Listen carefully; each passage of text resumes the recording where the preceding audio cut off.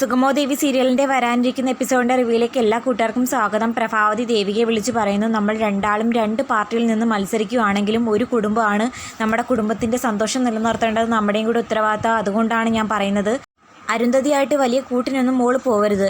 ഇല്ലമ്മേ, അമ്മ പറയുന്നതിനപ്പുറം എനിക്കൊരു തീരുമാനമില്ല. പക്ഷേ എന്താ കാര്യമെന്ന് വ്യക്തമാക്കി പറയണം. വളച്ചൊടിച്ച് പറഞ്ഞു കഴിഞ്ഞാൽ എനിക്ക് മനസ്സിലാക്കാൻ പറ്റില്ല. ശരിക്കും എന്തെങ്കിലും പ്രശ്നം ഉണ്ടെങ്കിലും അമ്മ ധൈര്യമായിട്ട് എന്നോട് പറ, ഞാൻ ആ പ്രശ്നം പരിഹരിക്കാം എന്ന് പറയുമ്പം പ്രഭാവതി പറയുന്നുണ്ട്, വേണ്ട, നീ അറിയേണ്ട കാര്യങ്ങൾ മാത്രം അറിഞ്ഞാൽ മതി. അല്ല അമ്മ, എന്നെയും കൊണ്ട് പരിഹരിക്കാൻ പറ്റുന്ന പ്രശ്നമാണെങ്കിൽ ഞാൻ പരിഹരിക്കാം എന്നൊക്കെ പറഞ്ഞുകൊണ്ട് നിൽക്കുന്ന സമയത്ത് ഡോക്ടറും നഴ്സുമാരൊക്കെ വരുന്നുണ്ട്. നിങ്ങൾ രണ്ടുപേരിൽ ആർക്ക് വോട്ട് കൊടുക്കണമെന്നാണ് ഞങ്ങൾക്ക് കൺഫ്യൂഷൻ. രണ്ടുപേരും സ്ഥാനാർത്ഥികളല്ലേ. ദേവിക യൂത്ത് വിങ് ആയതുകൊണ്ട് ദേവികയ്ക്ക് വോട്ട് കിട്ടാനാണ് കൂടുതൽ ചാൻസ് എന്ന് പറയുമ്പം പ്രഭാവതിയുടെ മുഖം വാടുന്നു. അപ്പോഴും തന്നെ ഡോക്ടർ പറയുന്നുണ്ട്, മേഡവും വിജയിക്കാൻ ചാൻസ് കൂടുതലാണ്. എന്തായാലും രണ്ടുപേര് വിജയിക്കില്ലല്ലോ, ഒരാളല്ലേ മത്സരത്തിൽ വിജയിക്കൂ. ഞങ്ങൾ രണ്ടുപേരും കൂടി മത്സരിക്കില്ല, ഞങ്ങൾ ഒരാൾ മാത്രമേ മത്സരിക്കൂ അല്ലേ മോളെന്ന് പറയുമ്പം ദേവിക പറയുന്നു, അതേ അമ്മ. പ്രഭാവതിയുടെ മനസ്സറിയാൻ ദേവിക ശ്രമിച്ച സമയത്താണ് ഡോക്ടറും നഴ്സുമാരും കൂടി അകത്തേക്ക് കയറി വന്നത്. അതുകൊണ്ട് പറഞ്ഞ കാര്യം മുഴുവിക്കാൻ പറ്റിയില്ല. എന്തായാലും ദേവികയ്ക്ക് ഒരു കാര്യം മനസ്സിലാകുന്നു, പ്രഭാവതി എന്തൊക്കെയോ തന്നിൽ നിന്നും മറയ്ക്കുന്നു. അരുന്ധതിയും പ്രഭാവതിയും തമ്മിൽ എന്തൊക്കെയോ പ്രശ്നമുണ്ട്. അതിനെ തുടർന്നായിരിക്കും അമ്മ ഇപ്പോൾ രാഷ്ട്രീയത്തിലേക്ക് ഇറങ്ങിയിരിക്കുന്നത്. കാരണം MLA സ്ഥാനാർത്ഥിയായിട്ട് മത്സരിക്കാൻ ആദ്യം അവസരം കിട്ടിയത് അച്ഛനാണ്. അച്ഛനെ മത്സരിപ്പിക്കാൻ പറ്റില്ലെന്ന് ഒരു തീരുമാനം വന്നപ്പോൾ നേരെ ആ ഒരു ചാൻസ് കിട്ടിയത് അമ്മയ്ക്കായിരുന്നു. പക്ഷേ അമ്മ അന്ന് എടുത്ത തീരുമാനം തൻ്റെ കുടുംബമാണ് വലുത്, കുടുംബകാര്യങ്ങൾ നോക്കി മുന്നോട്ട് പോകുക, ദേവിക മത്സരിച്ചോട്ടെ എന്ന് പറഞ്ഞിട്ട് എന്നെ മത്സരിപ്പിക്കാൻ കൂടുതൽ ഉത്സാഹം കാണിച്ച അമ്മയാണ് പിന്നീട് ഞാൻ മത്സരിക്കേണ്ട, അങ്ങനെ ഞാൻ മത്സരിക്കുവാണെങ്കിൽ വിജയിക്കാൻ അനുവദിക്കില്ല, അമ്മ ഓപ്പോസിറ്റ് പാർട്ടിയിൽ നിന്നായാലും മത്സരിക്കും എന്നൊക്കെയുള്ളൊരു തീരുമാനം എടുത്തത്. അതൊക്കെ കൂട്ടി വായിക്കുമ്പോൾ എന്തൊക്കെയോ പുകയുന്നുണ്ടെന്നുള്ള കാര്യം ദേവികയ്ക്ക് ഉറപ്പാകുന്നു.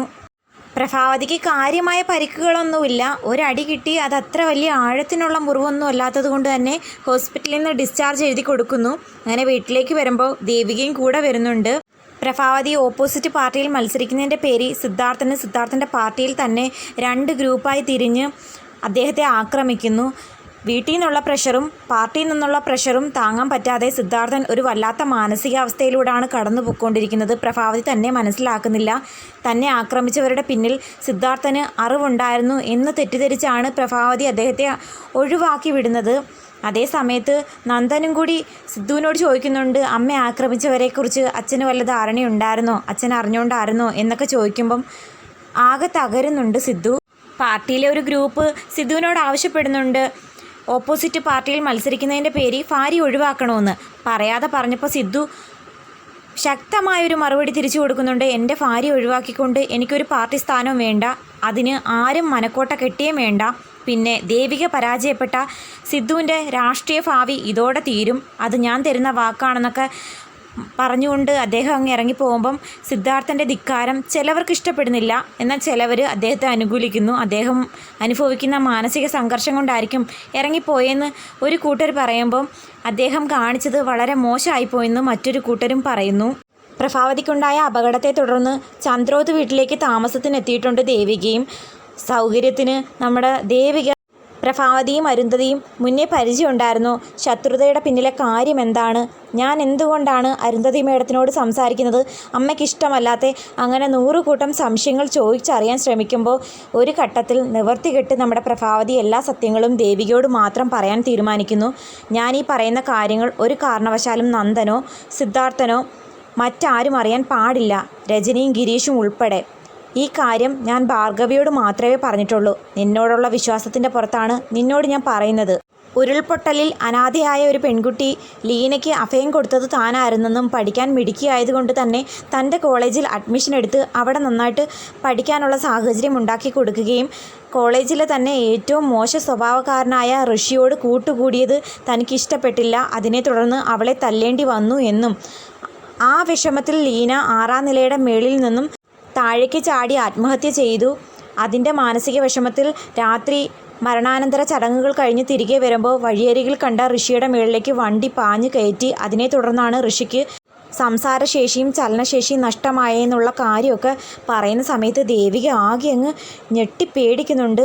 അമ്മ കാരണമാണോ ഋഷി കിടപ്പിലായത്? ആ ഒരു മാനസിക സാഹചര്യത്തിൽ അങ്ങനെയൊക്കെ പറ്റിപ്പോയെന്ന് പ്രഭാവതി വിഷമിച്ച് പറയുമ്പോൾ നമ്മുടെ ദേവിക ചോദിക്കുന്നു, അമ്മയുടെ മരുമകളാണെന്ന് അറിഞ്ഞുകൊണ്ടാണോ അവരെനിക്ക് ജോലി തന്നത്? അവർ കാരണമാണോ ഇപ്പോൾ ഇലക്ഷന് മത്സരിക്കാൻ എനിക്ക് അവസരം കിട്ടിയത്? മോളെ, നിനക്കും നന്ദനും അവരുടെ സ്ഥാപനത്തിൽ ജോലി തന്നതും ഇപ്പോൾ ഇലക്ഷന് മത്സരിക്കാൻ നിനക്കൊരവസരം ഉണ്ടാക്കി തന്ന് ക്യാഷ് ചിലവാക്കുന്നതെല്ലാം അവർ നമ്മുടെ കുടുംബത്തെ തകർക്കാൻ വേണ്ടിയിട്ടാണ്. അതുകൊണ്ടാണ് നിന്നോട് ഇലക്ഷന് മത്സരിക്കേണ്ടെന്ന് ഞാൻ കടുംപിടുത്തം കാണിച്ചത്. അല്ലാതെ അമ്മായിയമ്മ മരുമകൾ ഈഗോ എന്നെ അലട്ടിയത് കൊണ്ടല്ല എന്നൊക്കെ പ്രഭാവതി പറയുന്നു. അമ്മ വിചാരിക്കുന്നത് പോലെ ഒരു ദുഷ്ടയായ സ്ത്രീയൊന്നും അല്ല അരുന്ധതി മേഡം. അമ്മ ചെയ്ത തെറ്റിന് പ്രായശ്ചിത്തം ചെയ്താൽ മതി. അരുന്ധതി മേഡം അമ്മയോടും നമ്മുടെ കുടുംബത്തോടും ക്ഷമിക്കും. അതൊക്കെ നിൻ്റെ വെറും ഒരു തോന്നലാ. നീ അരുന്ധതിയെ ശരിക്കും മനസ്സിലാക്കിയിട്ടില്ല. ഞാൻ അവളെ ശരിക്കും മനസ്സിലാക്കിയതാണെന്നൊക്കെ പ്രഭാവതി പറയുമ്പോൾ, ശരിക്കും മനസ്സിലാക്കിയതുകൊണ്ടാണ് ഞാൻ അമ്മയോട് പറയുന്നത്. മറ്റാരെയും അറിയിക്കാതെ നമുക്ക് തന്നെ നാളെ അരുന്ധതി മേഡത്തെ കാണാൻ പോയാലോ? ഋഷിയെ കണ്ട് മാപ്പ് ചോദിച്ചാൽ അരുന്ധതി മേഡം ചിലപ്പോൾ അമ്മയോട് ക്ഷമിക്കുമായിരിക്കും എന്നൊക്കെ പറയുമ്പോൾ അതിനെക്കുറിച്ച് ഇങ്ങനെ ആലോചിച്ചുകൊണ്ട് നിൽക്കുന്നുണ്ട് പ്രഭാവതി.